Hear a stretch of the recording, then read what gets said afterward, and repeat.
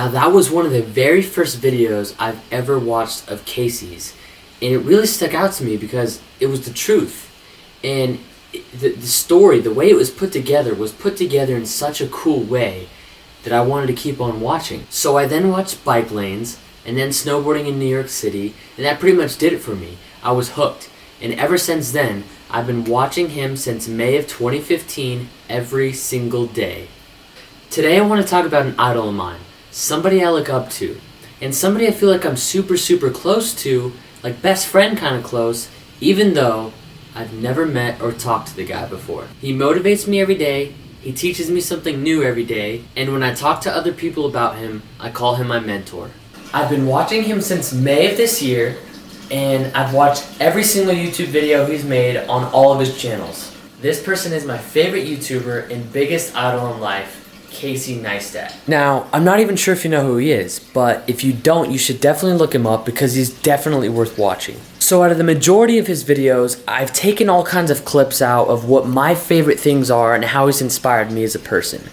And I'm putting them into this video here so that you can watch them. So I've always done videos, but Casey inspired me to start doing my daily vlogging. And he said it in one of his vlogs, and he said, if you want to get really good at something, you got to do it every single day. And that's what I did. I listened to his advice, and I started doing it every single day. And since then, my skills has improved, my editing has improved, the confidence in my editing has improved, just like it has for him. And vlogging helped me capture so many memories that I would not have had without it. I always made a living so I could make movies. I never made movies to try and make a living. And I think that's a big mistake that a lot of newcomers do, is that they focus on how can my passion pay me.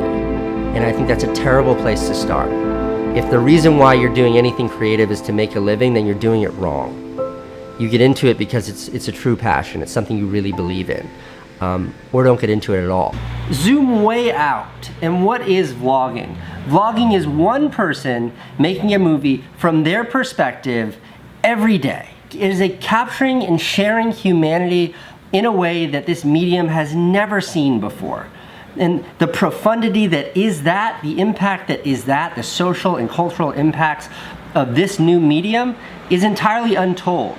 Ultimately, I think time will tell what the social and cultural significance of this new genre called vlogging really is. I'm betting that it's huge. Eli wants to know, how has vlogging helped you as a filmmaker? Anyone that works in any creative field knows that when there's no impetus to create, it's very hard to make something. Meaning, like, without a deadline, it's hard to actually finish. Like that awesome platitude that I love to preach, without a goal, you can't score. So how vlogging has helped me as a filmmaker, it's forced me to make a new movie every day. And by doing that, my skills have improved, my editing has improved, my confidence in my editing has improved. Everything's been moved forward because of this vlog, because of this like self-imposed daily deadline. He's also taught me to really just not give a shit about what anybody else thinks. And that has helped me do my movies because I don't have to fear about what anybody else thinks about me or what I'm doing. And that's going to help me a lot through life. How do you not give a shit about what anyone thinks and just do your own thing? The first part about how do you just do your own thing? In life you have two options. You can do your own thing and stand out, or you can do what you're supposed to do, you can do what everyone else does, and you can fit in. There's nothing wrong with fitting in, but you're fitting into cultural or societal norms that were created by other people. Now, in some cases, these norms are great, but in others, they don't make sense. These norms, these rules, were created by someone just like you or someone just like me. I don't know who created these norms. Chances are they weren't anyone smarter than you or me. And if I'm not a fan of the way things are, I just do my own thing because I trust myself and I trust my perspective more so than that of other people. Part 2, how do you not give a shit about what people think of you? I should preface this answer by saying I definitely got made fun of a lot for the way that I look when I was in school, and all of those bullies that picked on me are all losers now. So never forget that. People who judge others, especially people who judge others based on things like looks, on whether you're black or white, whether you're Jewish or you're Muslim, whether you are gay or straight, because of their body type, whether they're fat or skinny, whether you have pimples or whether you have a big butt. These judgmental people, their opinions don't matter because they don't matter. Judgmental people are of a lower moral authority than those who don't judge. And we, people who don't judge, we have a responsibility to crush, to destroy those mean, judgmental bullies. And we do that with an overwhelming positivity, and we do that with our extreme open-mindedness. And when you subscribe to those values, you really stop caring what other people think. Because chances are, if other people are judging you, they're wrong. I feel awkward vlogging and talking to my camera in public. How do you become so relaxed about it? You've got two choices, Bjorn. Either you're gonna let what other people think about you keep you from making something, or you're just gonna say, F it, and not care what they think so you can make something. That's a pretty easy question. Don't worry about what other people think. He taught me how to be creative, and that's because he's so creative. And when you watch somebody do something so well, you kind of pick up and you learn from them. So I've become more creative myself, I can tell, and it's because of Casey. And take a look at this. This is how he's original and unique. A lot of people talk to me about my glasses. So let's talk about my glasses. I've never really seen anybody else more creative than Casey in the work that he puts out. Besides my stepmom, Stephanie, she is awesome. But Casey can make anything and everything, and it comes out so legit. The best piece of advice I have for someone trying to succeed in the film industry or any creative space is, if you're doing what everyone else is doing, you're doing it wrong.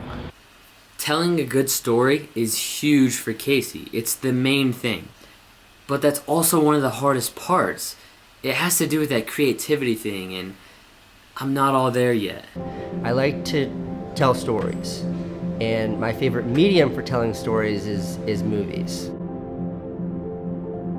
So when it comes to kind of the core motivation or the reason why I got into it, it's because I feel like when I make a movie or I tell a story, I'm communicating something that's important to me in a way that it can reach, more people, in a way that it can reach people beyond just myself. Can you or can you not tell a story? If you can tell a great story, people will forgive everything. Bad cinematography, bad sound, bad everything. People will forgive that if the story's great. Adversely, if the story's weak or the story's not there, it doesn't matter how pretty it is. It doesn't matter how much money you spent on the fanciest kit, no one gives a shit. Story is king. Everything else is slave to story. So I've noticed that Casey's not scared about anything or anybody, and I've picked that up as well. Now, I originally learned that from my dad, but when you watch things like how Casey does it, you get refreshed and reminded to not be scared of anybody or anything.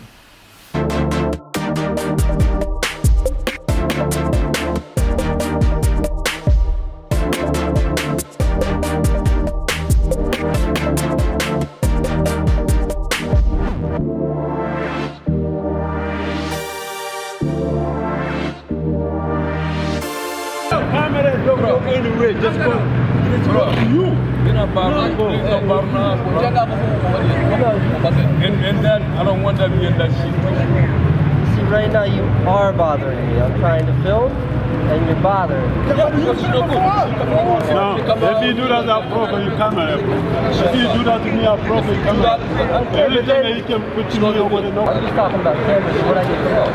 I film whatever I want to film. Yeah, no, I'm not crazy. I'm a New Yorker. Because the way you saying something like this is not right. It is. This is my town. This is my home. This is where I live. I film whatever. I was filming on Canal Street, and the guys that sell the counterfeit handbags started to freak out. They're like, "Don't film us." And I was like, I'm not gonna not film because you tell me to. And it just escalated fast. I'm not gonna back down to those criminals. Yeah, somebody film me just in case he shoots. Film him. How do you film this?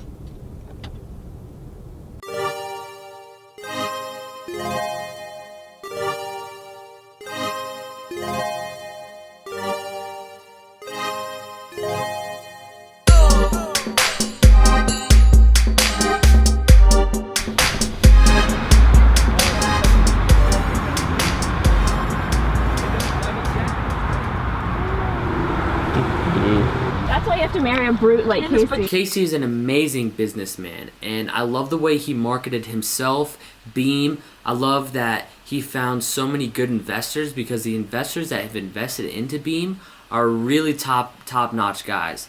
And for them to get involved with Casey, that obviously means that they see something in him and his vision. And that's what I like. I learned business skills from Casey that I will use in business and just in life in general. I'm an entrepreneur myself, and learning from Casey, he always gives us golden nuggets, is what I like to call them. And they're pretty much just like the best keys to success. And he gives us that like almost every day. Nick asks, what's the best part of owning your own company? You know, it's not owning your own company, it's working for yourself that's amazing. And I've been working for myself now, I think since I was 21 or 22 years old. It's the sense of agency or sense of control over your own like destiny or outcome in your career. My success or my failure depends on me and me alone. I've got no one to blame my failures on, and I have no one to attribute the success to but myself. People who have abandoned their dreams and aspirations will always discourage others from pursuing theirs. You have to have a blind, overwhelming confidence to chase down your dreams anyways, so I would just hide behind that confidence when people would discourage me. What do you think about the comfort zone? I think it's the worst place you could ever be. When you're hungry, you want more. When you're wildly successful, you can embrace your hard work and be proud of it. When you're in the comfort zone, it's just blah. Alex asks, other than hard work, what advice would you give to better yourself both in life and in your career field? Focus. Focus is super underrated. Like, if you commit all that you are and all of your energy to one thing, you can do 10 things to like the first degree, like this right here. And that's how well you'll do all 10 things. Or you can do one thing to the 10th degree right there. And look how much better you do that. So when it comes to focus, to put all of your energy into one thing is to do that one thing really well, to the best of your abilities, to take it all the way. And to scatter yourself means you're never actually accomplishing anything. You're just sort of chipping away at a bunch of nothingness. And this is true for work, this is true for like dating versus committing yourself to one person, friendship, everything. Like really focusing and investing yourself into something you're passionate about will always yield better results than scattering yourself around, than spreading yourself thin.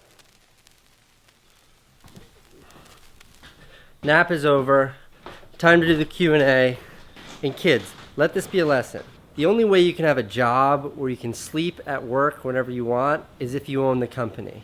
Entrepreneurship has its benefits. Don't give up. You will fail 1,000 times, but then you'll succeed.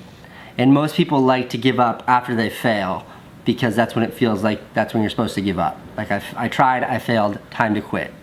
I totally disagree. Failure really happens when you've decided that you no longer want to pursue that dream. Like that's the moment of failure. That's the point when you turn the corner from on your way to success to failing. What keeps you motivated? What keeps me motivated? Well, in short, I'm here. All of my dreams and aspirations are here. And the only thing in between these two is a bunch of work. So tackling that work is a way of moving this needle. That's all the motivation I need. I love progress in any manifestation. Work and family would make a great name for a business because that's all there is in life, work and family. And I couldn't agree more. If you can figure out work and you can figure out family, you will be happy in life. What is freedom? I think I stole this from Bob Dylan, but maybe I stole this from Woody Guthrie. Freedom for me is waking up in the morning and going to sleep at night, and in between doing exactly what I want to do. What's the secret to happiness? The secret to happiness is finding something you love and then doing that for the rest of your life. I stole that from Rushmore. Secret, I don't know. I think you just gotta find something you love to do and then do it for the rest of your life. I want to talk about risk. As a guiding principle, life shrinks and life expands in direct proportion to your willingness to assume risk. Yeah, I've made some really stupid decisions in my career for my entire career. On a broad plane, they've all worked out. every time I've quit my jobs, which I've done every time I've had a job, people that I trust most, the people that I love, all advised against it. My dad told me not to move to New York City because it was such a risk. And every time I took these bigger risks, the opportunity for a larger payout was always there. Life is like this super temporary, mega fragile thing. You only get like a nugget of time to really pursue the things you care about. And like I'm 30, and my rule is that the right time is always right now. This new company is the biggest risk I've ever taken. I took 5 years of my life to build my advertising career, and I made like a lot of money. I've been doing really great. Look at my YouTube channel, go all the way back. The last branded content thing you'll see was in February of 2014. I ditched it all to pursue something I knew nothing about, this huge risk. And I did it at a time when my wife was pregnant and there was all of this vulnerability and all this scariness in my life. And even now at 33, my dad said, 34, my dad said, Casey, that's crazy. You've got a good thing, don't let it go. But I know that like someday I won't be able to do this. I know that the time is now. The right time is always now. So I had to do it. That's how I feel about risk in general. And that's what the struggle has always been for me, is like identifying risk, identifying fear, and then just smashing through it. Because a fear is looking back and wishing that I had done these things. The most dangerous thing you can do in your career, the most dangerous thing you can do in life is play it safe. In life, you should only ever be doing one of two things. And that is figuring out what you're most passionate about, like finding your dreams in life. And then two, realizing those passions, realizing those dreams. And the first one is much harder than the second one. If you know what you want to do, no big deal. You just commit your entire life to doing it, and you'll either get really close or you'll die trying. What's the best way to find your calling in life? And I have an answer to that, and I don't know that this answer is right, but this is an answer I firmly believe in. The best way to find what you love in life is by doing something you hate. A cushy job, a cool job, a job that you like is comfortable. That comfort breeds complacency, and that complacency breeds stagnation. So you just kind of stay there because it's a fine job, even though it may not be your dream or your passion. And then all kinds of shit happens. She gets pregnant, you buy a car, there's a mortgage payment, you have a house, you have this cushy life, and before you know it, you have these handcuffs, these golden handcuffs that is your day job that you didn't love, you never loved. It was just an easy job, but now there's no way out of it. And all of that happens by doing something that's cushy and easy. If you get a job that absolutely sucks, something you hate doing, you will spend every minute on the clock fixating and fantasizing about what you wish you were doing. Where did I find my passion for filmmaking and my drive to do what I do in life? I found it in the bottom of the nastiest, burnt up clam chowder pot ever, working in a shitty seafood restaurant where I'd have to dig so deep into that pot to scrub the bottom that it would get all over my arms and all over my shirt. And I just reeked of stale seafood and it never came off my body. But doing that for years, 50 hours a week, every week for like 5 years, really galvanized for me what I wished I could be doing. I fantasized about having a job that I loved, about doing something I was super passionate about working for myself and not having some asshole boss telling me what to do all the time. I obsessed over it. But if I had been in some cushy, some sweet, some fun job that my dad got for me, none of that drive would have been there. Never have a plan B. People with a plan B will invariably fall back on it. That's why they have it in the first place. Generally, a complainer is a person who doesn't take responsibility for their own action. A complainer is someone who would always talk about why they failed instead of how to succeed. Now, there's one simple reason why it's never ever okay to complain, and that is there's always someone that has it worse than you do. Let me give that a little context. So when I think about some of the things in my life that I'd want to complain about, some of the really hard things, and then I give them any sort of real world context, they aren't that consequential. Let me get really specific. when I was 16 years old and I had to drop out of high school to get a terrible job to support my new baby. That was pretty rough. You know, that is a big enough excuse for me to justify any actions I take in my life. I know, but I couldn't do this because. To embrace that as an excuse to complain. But the truth is, that's not so bad. Dropping out of high school, like really not having much of a place to live, having no money, having a baby, being on welfare, like all those things really suck. But in the grand scheme of humanity, it's not that bad. Bear with me. I turn on my computer, I go to a news site, and the first story I read is about migrants from Myanmar that are stuck on a boat, stranded, because the Thai government won't let them into port. These are people just like you and me, and they're literally starving to death, and this is right now. I don't mean to be so extreme, but these are the things that I remind myself of anytime I want to complain or bitch about something in my life. You realize that there are people just like you and me who at this very moment are truly facing things we're lucky enough to go our entire lives without ever having to experience. 3 years ago I did this project, led like a very small relief mission to the Philippines after they had been devastated by Typhoon Haiyan. This is some of the video here. That was somebody's home. People didn't have water, people didn't have food. You know, these people had nothing.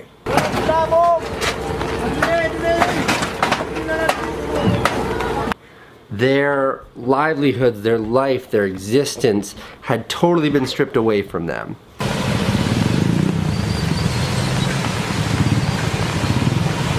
And what struck me the most about the entire experience, all of my time there, was not once did anyone complain. But they had lost everything, and they didn't complain. And they all focused on one thing. They focused on change, not complaining.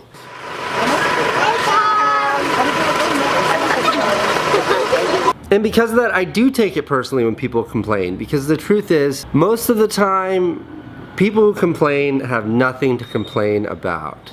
Who cares if I went to a meeting that doesn't start till tomorrow, and who cares if some guy locked up my bike brake cable?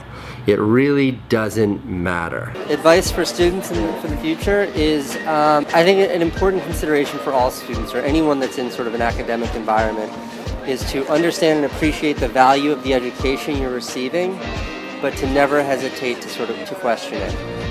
Meaning that there is never a clearly defined path to success in life, and tools like an education are always a pivotal aspect of finding success in life, but there's never a prescribed trajectory to get there. And not education, not other people, not institutions, no one can provide you with that path. You have to discover that on your own. And he makes me want to work out more. He pushes me to become stronger and work out more and take care of my body.